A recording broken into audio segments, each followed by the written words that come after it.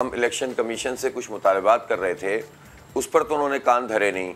मसलन वोटर लिस्टों के अंदर इतनी ज़्यादा ख़राबी है और उसके ऊपर इलेक्शन कमीशन ने कोई कान नहीं धरे, कंफ्यूज रखा वोटर्स को। और अब भी वही वोटर लिस्ट है और ज़ाहिर है एक महीने में कौन से आप जो है ना ये तूफ़ान आ जाएगा या क्या कर लेंगे, तो ये वही रहेंगी। ज़ाहिर है एक गलत किस्म की वोटर लिस्ट पर ये इंतखाब होने जा रहा है, उसकी इस्लाह नहीं की।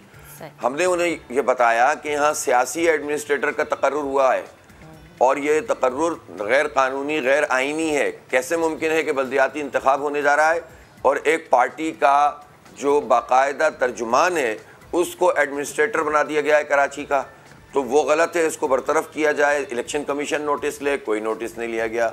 हमने कहा कि जब इलेक्शन का शेड्यूल अनाउंस हो गया तो उसके बाद झंडे लगा कर कारपेटिंग हो रही है, काम करवाए जा रहे हैं, पानी की लाइनों के लिए पाइप बिछाए जा रहे हैं। ज़ाहिर पानी तो नहीं आना लेकिन पाइप तो बिछाए जा रहे हैं, वादे तो किए जा रहे हैं। कोई नोटिस इलेक्शन कमीशन ने नहीं लिया, सिर्फ जो जमात इस्लामी की कैंपेनिंग थी, जो बैनर्स थे, वो हटाने पर तवज्जो थी। लेकिन अब जो कल इन्होंने किया है वो किस ग्राउंड के ऊपर किया है? जाहिर सी बात है कि वो MQM उनकी पसंदीदा पार्टी है या पीपल्स पार्टी है। अब पीपल्स पार्टी वाले एक तरफ तो ये कहते हैं कि हमने तो नहीं कहा, लेकिन कोर्ट में तो ये सारे गए थे ना। मैं तो हैरान हूँ, सिंध हाई कोर्ट में पीपल्स पार्टी गई, PTI गई कि इलेक्शन मुलतवी करवाए जाएं, MQM गई इलेक्शन मुलतवी करवाए जाएं, नून लीग गई, GDA गई। ये सारी जमातें मुत्तफ़िक़ा तौर पर सिंध हाई कोर्ट में पिटिशनर थे, ऑन रिकॉर्ड पिटिशनर थे। तहरीक इंसाफ भी, नून लीग भी, पीपल्स पार्टी भी, MQM भी, GDA भी, कि इलेक्शन को मौखर किया जाए, मुलतवी किया जाए। ये तो कैंसिल ही करना चाहते हैं बल्दियाती इलेक्शन। ये सिर्फ जमात इस्लामी थी जो कह रही थी इलेक्शन वक्त पर होना चाहिए, उन्होंने और हाई कोर्ट ने उसको रिजेक्ट कर दिया, डिसमिस कर दिया। लेकिन फिर ये हुआ कि अचानक से हमें पता चला 4 दिन पहले इलेक्शन कमीशन के अंदर जो है वो चले गए MQM वाले, और वो इतने पसंदीदा हैं कि इलेक्शन कमिश्नर ने न किसी पार्टी को बुलाया। हम बहुत बड़े स्टेक होल्डर हैं इस वक्त जमात इस्लामी एक बहुत बड़ी तहरीक चला रही है, जमात इस्लामी के लिए एक आम राय मौजूद है। जमात इस्लामी बल्कि इलेक्शन कमीशन में तो हम उस वक्त गए थे जब पीपल्स पार्टी इलेक्शन कराने के लिए तैयार ही नहीं थी, तो हम पिटिशनर बने थे, हमने ख़त लिखा था चीफ इलेक्शन कमिश्नर को और हमें बुलाया गया था। एक तरफ पीपल्स पार्टी को बुलाया गया था, एक तरफ जमात इस्लामी को बुलाया गया था।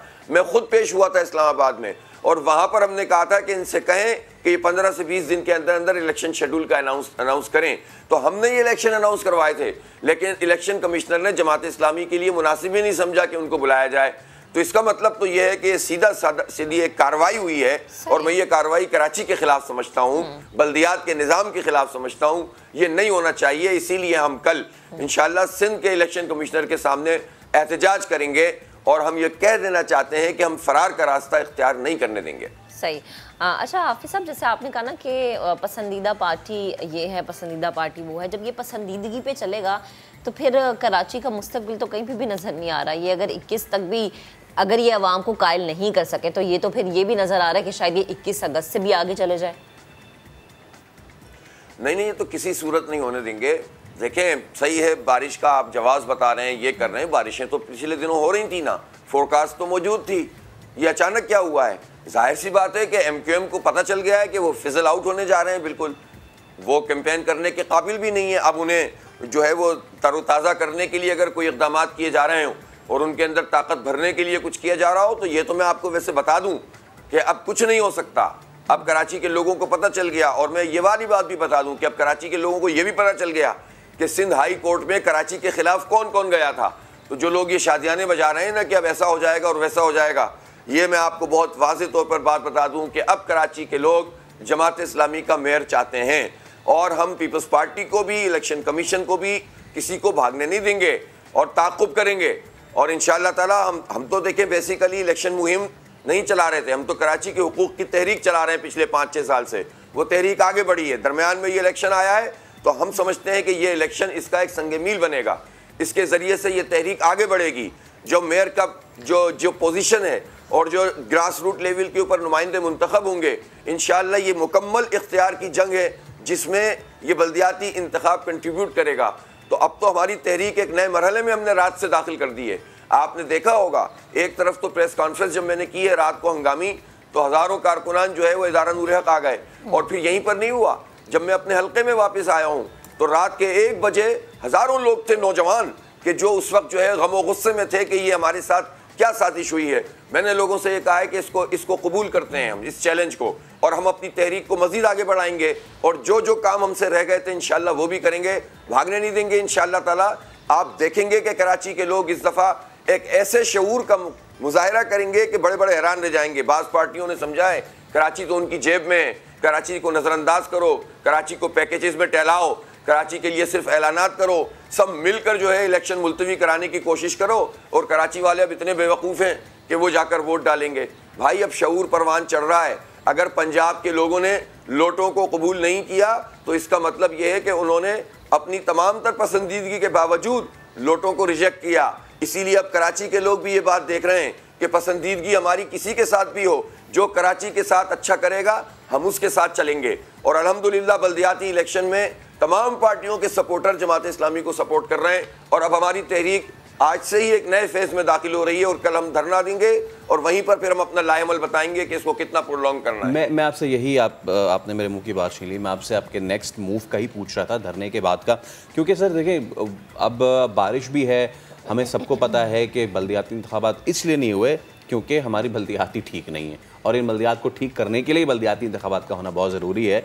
ये दिस वे और दैट वे वाली कहानी हो गई। लेकिन मैं हाफिज़ साहब आपसे पूछना चाह रहा हूँ कि कानूनी रास्ता ही तो इख्तियार किया है ना। देखें बारिश भी होगी, और आपको पता है बारिश में शहर का क्या हाल हो जाता है, तो फिर लोग वोट डालने कैसे निकलेंगे?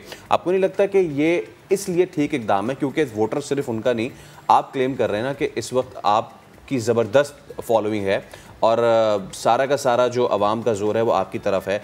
बारिश हो जाती है, वो अवाम नहीं निकल पाएंगे, तो फिर ठीक है आगे करने दें इसको। फिर देखें ये 2.5 साल लगा दिया इन लोगों ने, 2.5 साल लगा दिए, बल्दियाती इलेक्शन आगे बढ़ा रहे हैं। असल में इन लोगों का कंडक्ट ये बता रहा है कि अगर इनका ताक़ुब नहीं किया गया और इनको एक्सपोज नहीं किया गया, ये बिल्कुल नहीं कराने देना चाहते।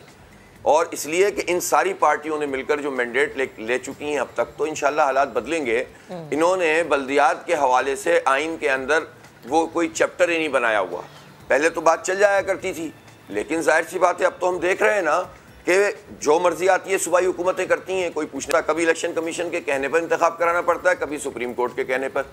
जिस तरह से वफाकी हुकूमत के लिए या सूबाई हुकूमत के लिए आइन में ये बात मौजूद है कि एक इसकी मुद्दत है, फिर जब ये ख़त्म हो जाएगी तो एक इंटरिम गवर्नमेंट आएगी और 60 दिन के अंदर अंदर इलेक्शन कराना ज़रूरी होगा। बिल्कुल इसी तरह बल्दियात में ऐसा क्यों नहीं है? और ये कानून साजी इतनी बड़ी बड़ी जमहूरियत की चैंपियन जमातें हैं, जो जमहूरियत की नर्सरी है बल्दियाती इलेक्शन, उसके लिए आइन में कोई कानून साजी नहीं करते, आइन में तब्दीली नहीं करते। तो मैं समझता हूँ कि अब तो बात इससे आगे निकलेगी। अब तो हम बल्दियाती इलेक्शंस को और बल्दियाती हुकूमतों को आइन का एक कवर ऐसा फराम करेंगे कि कोई सूबाई हुकूमत शबखून ना मार सके। लेकिन सरेदस्त तो मसला ये है कि इन इंतखाबात को भी मुनक़िद कराने के लिए, देखें जो अभी भाग रहे हैं वो 21 अगस्त को भी भागना चाहेंगे, 28 अगस्त को भी भागना चाहेंगे, लेकिन इंशाअल्लाह ताला अब इन्हें भागने नहीं देंगे। और जब तक हम तहरीक नहीं चलाएंगे इन पर प्रेशर नहीं आएगा। हम इस तहरीक को चलाएंगे और कल ही हम अपने लाए अमल का ऐलान करेंगे।